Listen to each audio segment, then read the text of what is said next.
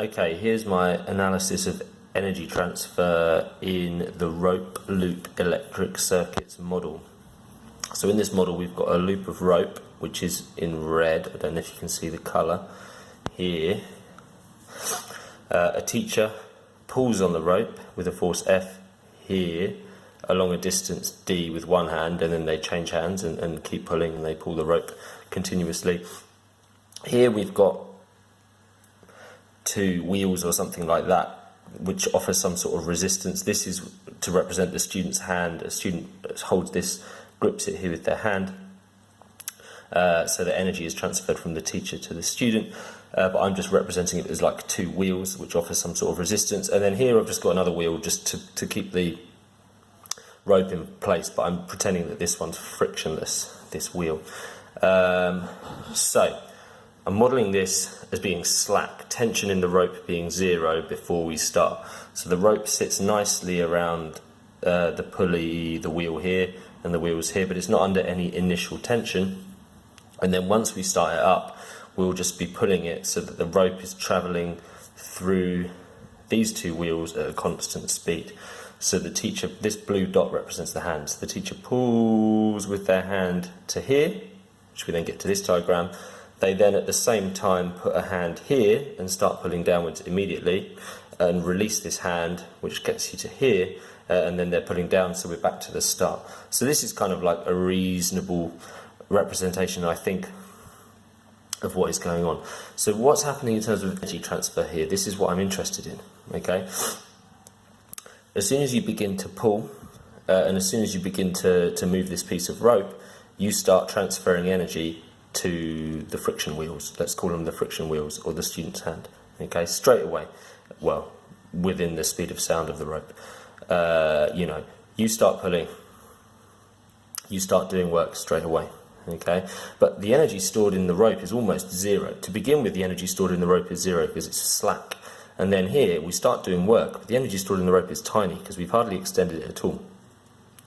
Anyway, we apply force over a distance, and when we get to here, we've done a certain amount of work. The work we have done is the force we've applied times the distance we've applied it. That's the work we've done. But not all of the work that we've done has been transferred to the friction wheels over here, because this bit of rope is now under tension. Remember that the rest of the rope was under 0 tension. This bit of rope is under tension, and we're modelling it as being extendable. So this bit of rope has extended slightly. What does that mean?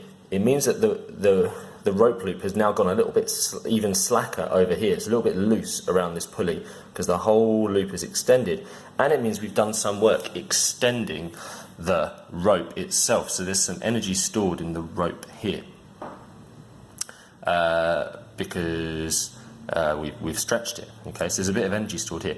But what happens when the teacher puts their next hand at the top and releases this hand here? Well, when that hand gets released, I imagine, sorry, this is not focusing very well, I imagine that this bit of rope basically pings back.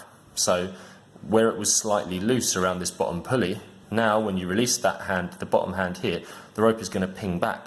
So all the energy that was stored in the rope isn't really doing anything to transfer energy up here at the friction wheels. As far as I can see, it's just being wasted as the rope pings back to its previous position.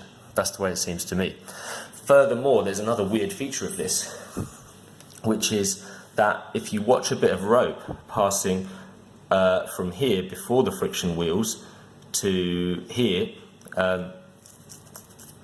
where it's gone past the friction wheels, then what does that bit of rope do?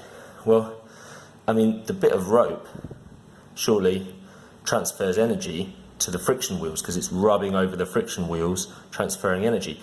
And by the time it's got around to here, it's also extended because it's now gone from being under no tension to being under tension.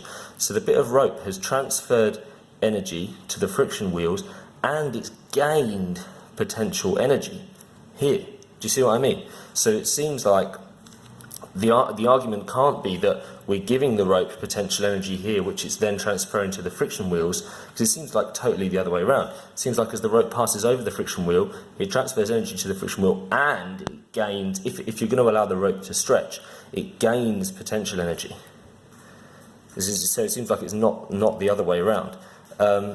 So it looks to me like the energy transfer process can't involve energy stored in the rope, like elastic potential energy stored in the rope, because it seems to me like that energy a bunch of it gets stored and then it just gets wasted, and then stored and then wasted as you stretch with one hand and then you stretch with the other hand.